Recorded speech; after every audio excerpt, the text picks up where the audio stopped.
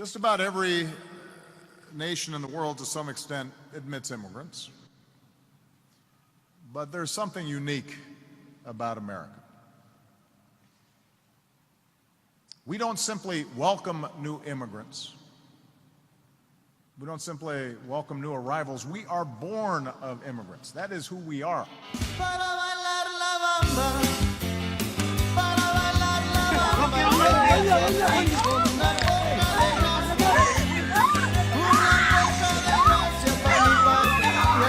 They're bringing drugs, they're bringing crime, they're rapists.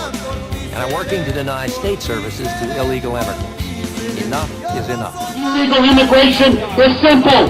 Send them home. Send them home. We are a nation of immigrants, but we are also a nation of laws.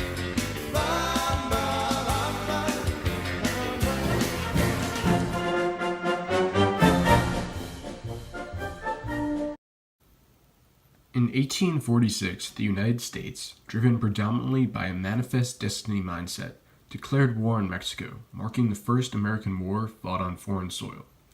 The first confrontation that the U.S. credits for sparking the war was when Mexican forces attacked U.S. troops who were stationed between the Nueces River and the Rio Grande, land that was officially recognized as Mexican territory. James K. Polk, the president at the time, skewed the story to the American public and Congress, telling them that the U.S. was being attacked on their own soil, thus serving as justification for the war. We are called upon by every consideration of duty and patriotism to vindicate the honor, the rights, and the interest of our country. As a result, the U.S. Congress voted overwhelmingly in a vote of 40-2 to go to war with Mexico. In less than 2 years, a conflict that had begun over a border dispute in Texas ended in the United States acquiring nearly half of Mexican land. What is present-day California, Nevada, Arizona, New Mexico, Utah, and parts of Colorado and Wyoming, as well as the extension of the Texas border to the Rio Grande. The significance of this land was that it contained approximately 75,000 native Mexicans who were faced with the proposition of retreating to the newly defined borders of Mexico or staying in the United States and risk getting their land taken away. In the Treaty of Guadalupe Hidalgo, certain clauses guaranteed Mexicans that their property rights would be inviolably respected, and that they would be maintained and protected in the free enjoyment of their liberty and property. Despite these promising clauses in the Treaty of Guadalupe Hidalgo, the property rights of many Mexicans were not recognized. In New Mexico, for instance, 76% of land grant claims were rejected by the United States. This happened mainly because the property rights guaranteed in the Treaty of Guadalupe Hidalgo were never enforced. Instead, Mexicans were required to prove the validity of their ownership of their land by filling out countless legal documents in a language which they did not understand.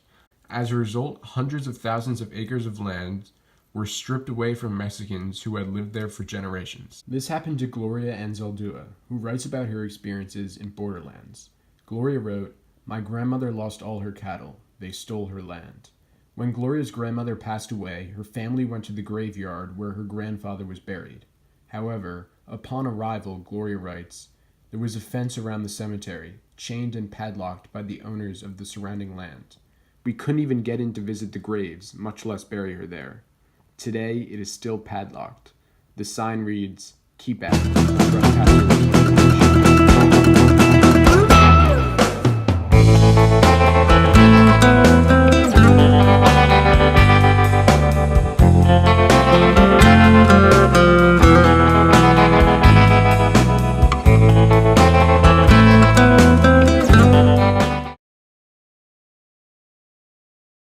In 1941, when the United States entered World War II, America faced a labor shortage and turned to Mexicans to sustain agricultural output. The result was the initiation of the Bracero Program.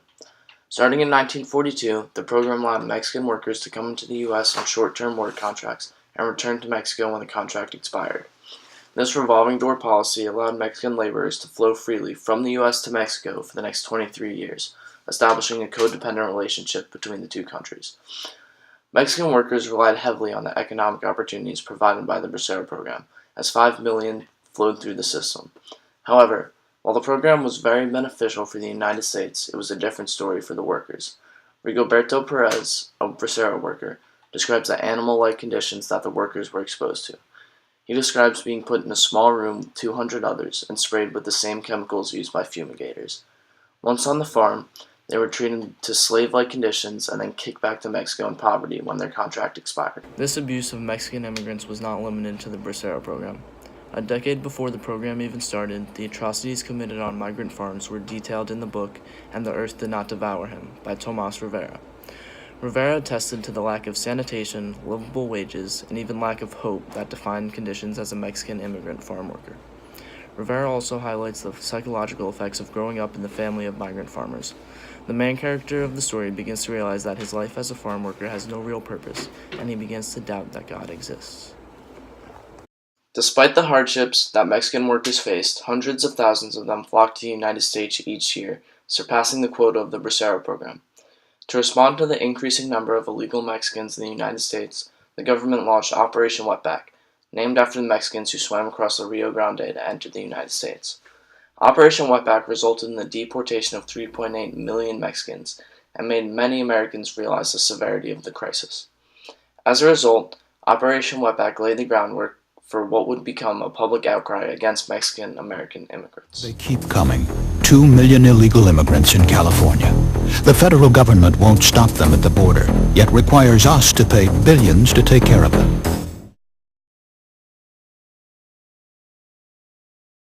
As America entered into the 1990s, there was a massive wave of anti-immigration sentiment perpetuated by politicians and the media. They strategically played on the fears of American citizens by emphasizing how illegal aliens were ruthless criminals who were stealing American jobs and taking advantage of their social programs. In reality, however, the majority of undocumented Mexicans in the United States were simply migrant laborers who kept working after the Bracero program had ended, due in large part to the American businesses that were willing to employ them. Additionally, the vast majority of Mexican immigrants would return home after the crop picking season was over, meaning that the number of immigrants was not rising. It was simply increasing and decreasing each year. Disregarding these facts, many politicians called for the immediate action to stop the massive flood of illegal Mexican immigrants coming into the United States. Not only in the states most heavily affected, but in every place in this country are rightly disturbed by the large numbers of illegal aliens entering our country. As a result, the United States government took swift action to increase the Border Patrol through a series of immigration reform bills. In 1986, Congress passed the Immigration Reform and Control Act, effectively increasing the Border Patrol's budget by 50%.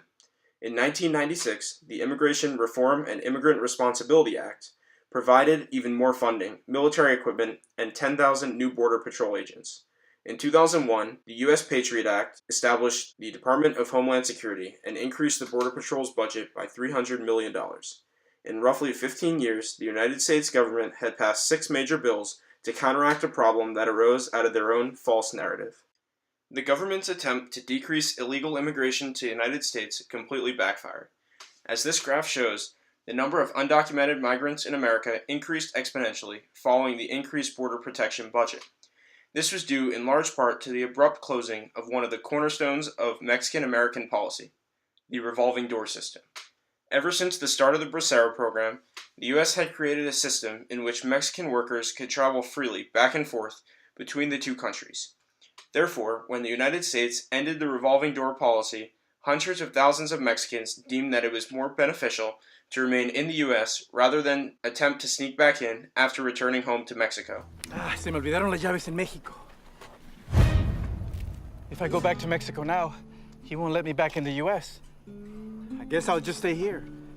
As a result, from 1986 to 2012, the number of undocumented Mexican immigrants in the United States grew from 3 million to 12 million, despite a 5-fold increase in Border Patrol agents, a 4-fold increase in the number of hours spent patrolling the border, and a 20-fold increase in the amount of money spent on the Border Patrol. Additionally, Mexican immigrants were still able to sneak into the United States through the adoption of new border crossing tactics. Shown in this graph, as the United States' presence on the border became more prevalent, Mexicans simply stopped using traditional crossing routes and methods. For example, by the late 1990s, it became almost essential for Mexicans to use border smugglers, or coyotes, to successfully get across the border. While this was an effective tactic, it was also extremely dangerous, accounting for 74 deaths in 1994, which continued to increase to over 500 deaths in 2005. Despite these setbacks, the number of Mexican immigrants grew exponentially at a time when anti-immigration sentiment was at an all-time high, leading to an inevitable outlash by American citizens. Following up, and my guess is they're not documented. So my next call is to ICE to have each one of them kicked out of my country. If they have the balls to come here and live off of my money, I pay for their welfare, I pay for their ability to be here. The least they can do is welfare. Yes. In recent years, examples of anti-immigration sentiment have been flaring up due to a rise in racist rhetoric and complacency by U.S. leaders. The election of Donald Trump has exemplified the rising nationalist movement in the United States and has also worked to fuel it. Throughout his first year as president, Trump has repeatedly pitted American citizens against Mexican immigrants by casting them out as a threat to America's security and demeaning them on social media. Trump's hardline stance on illegal immigration has created a fear of deportation amongst dreamers and undocumented immigrants, as well as fueled hostility against both legal and illegal immigrants by white Americans. Perla Lopez says she came to the U.S. 19 years ago. 8 months pregnant, she swam across the Rio Grande River. For the first time ever, she's unsure about her family's future. Manejo menos, casi no quiero manejar mejor. In Spanish, she tells me she drives only when necessary. Since she is undocumented, Lopez worries even a simple traffic stop could end up in deportation, especially since the White House says anyone accused of a crime, no matter how small, could be deported. The comprehensive history that Mexican immigrants have with the United States has had lasting effects on their ability to assimilate into American culture. As previously shown, the fear of deportation that many illegal Mexican immigrants face, and the intimidation that many legal Mexican immigrants face, causes them to remain isolated from the rest of society. As a result, Mexican immigrants are slow to learn English, which can negatively affect their ability to become educated. This idea was captured in Richard Rodriguez's Area, a memoir of bilingual childhood. In the memoir, Richard explains the struggles he faced after being thrust into an all-English Catholic school, despite growing up in an all-Spanish household. On multiple occasions, Richard was singled out by his teachers, who forced him to stand up in front of the class to answer a question. In his memoir, Richard recounted, "My words could not extend to form complete thoughts, and the words I did speak, I did not know enough to make complete sounds." Due to Richard's inability to speak up in class, many of his classmates and teachers assumed that he was stupid, further hindering his educational progress. Not only did Richard's language barrier affect him in school, but it had negative consequences on the psychological and social aspects of his life. For instance, Richard said that he was reluctant to leave his house out of fear of having to speak English, and when Richard did leave the house, it reminded him of how disconnected he was from the country in which he lived. In his memoir, Richard said, "I'd arrive at the grocery store to hear the sound of the gringo, reminding me that in this so big world, I was a foreigner."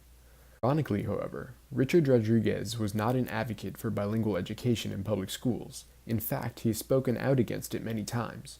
Richard believes that bilingual education only delays the inevitability of having to learn English and restricts immigrants from assimilating. While Richard admits that his educational experience would have been more enjoyable if his teachers spoke Spanish, he also explains that since his teachers forced him to learn English, he had a much better chance of succeeding in America. Richard explains this as the constant fight that immigrants have with private and public individuality. Rodriguez cites this problem as one that affects many Mexican immigrants in today's world. In fact, only 30% of Mexican immigrants claim that they are proficient in English, which, as Richard explained, can hinder an immigrant's ability to be successful in America. This idea is explicitly represented in education and labor statistics among Mexican immigrants. For instance, roughly 65% of Mexican immigrants have less than a high school degree compared to 9.6% of native-born Americans. Only 3% of Mexican immigrants have a bachelor's degree, and 1% of Mexican immigrants have a graduate or professional degree. This in turn has a direct effect on the labor market. Almost a third of all Mexican immigrants work as operators and laborers, which another 20% work in service occupations. Only 5% of Mexican immigrants have managerial or professional jobs compared to 30% of native-born Americans. Additionally, a combined 28% of Mexican immigrants work in construction or agriculture, low-paying, hard labor jobs with little opportunity for advancement. As a result, many immigrants spend much of their time working and don't have enough time to perform basic living tasks, as described in the article Life on $7.25 an hour, which follows the story of Eduardo Choi, an immigrant working 2 fast food jobs and barely having enough time to eat or sleep.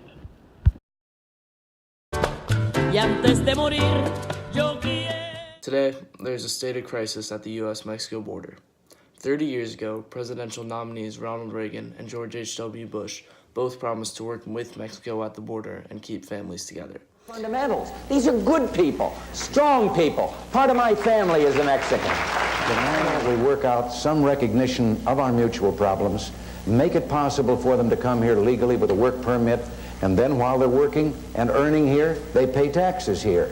And when they want to go back, they can go back, and they can cross and open the border both ways. That policy has changed a lot in recent years, especially since the election of Donald Trump. In the past 6 weeks, countless families were torn apart as 2,000 children were detained and their parents sent to federal prisons. These children, many of whom don't speak any English, were thrown into detention centers where they are treated in similar ways to prisoners and forced to Americanize. The conditions are so bad and inhumane that workers at the center, like Antar Davidson, are quitting and publicizing the atrocities committed inside. Across the Southwest, 100 former Walmarts have been converted to hold almost 1,200 Mexican boys, ranging from 4 to 17. These boys rarely see the light of day and spend their time learning about American culture. They spend 6 hours alone each day studying U.S. history, and everywhere they go, they see important quotes from throughout U.S. history. On their own, immigrant children of all ages are able to appear in immigration court to determine their fate. When they get their day in court, they do not have an attorney to defend them, so they are forced to defend themselves. Children, 7 or 8 years old, who barely speak any English, are forced to defend themselves in court. Some want to make that age even younger. Judge Jack J. Wheel, an immigration judge, has testified that 3- and 4-year-olds should be able to stand trial by themselves, saying, quote, "I have trained 3- and 4-year-olds in immigration law. You can do a fair hearing. It's just going to take a lot of time."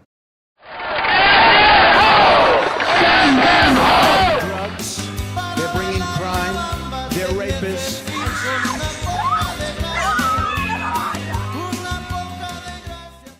Make somebody an American is not just blood or birth, but allegiance to our founding principles and the faith in the idea that anyone from anywhere can write the next great chapter of our story.